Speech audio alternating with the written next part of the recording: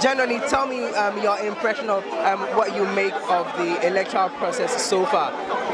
Well, let me say that a third-term bid for any government, as far as our fourth Republican Constitution is concerned, has been a tough one.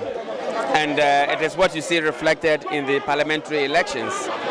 But for this time round, you could see clearly that in most of the constituencies where we lost the parliamentary elections, the President, John Mahama, won in over 80% of those constituencies.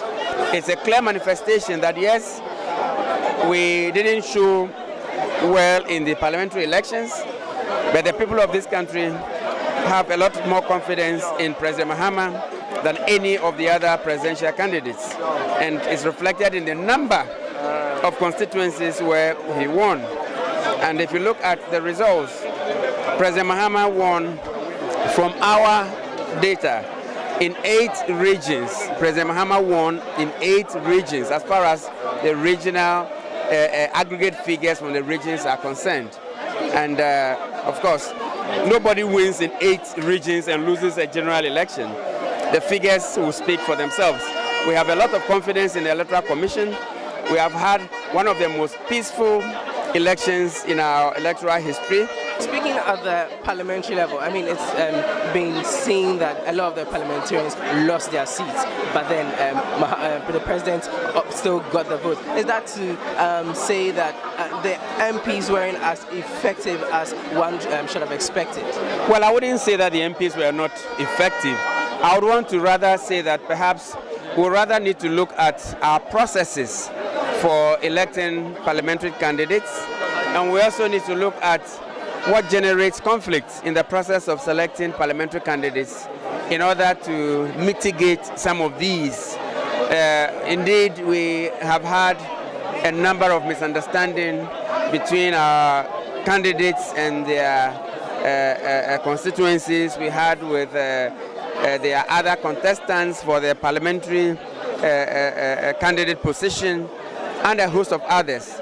But mind you, a third-term bid for every government is a tough one, and there's often this, incumbency disadvantage, and so we need to look at it on a much broader perspective, otherwise we will lose it.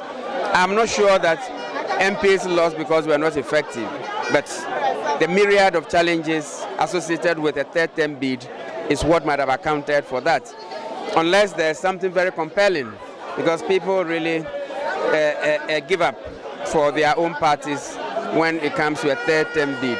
But the charismatic leadership, the inspirational leadership we have experienced of President John Dramani Mahama is what has manifested in his winning a lot more constituencies as against all the other political parties. And that is why when it comes to aggregate votes, he has secured far more votes than any of the presidential candidates. And that is what has brought us here this morning, because we have been following, we have been monitoring the figures. We have our own internal mechanism for collating the results at regional level and at national level. From all the results that have come in, it is quite obvious that there is only one winner, and that winner can be no other person but the reason we are here.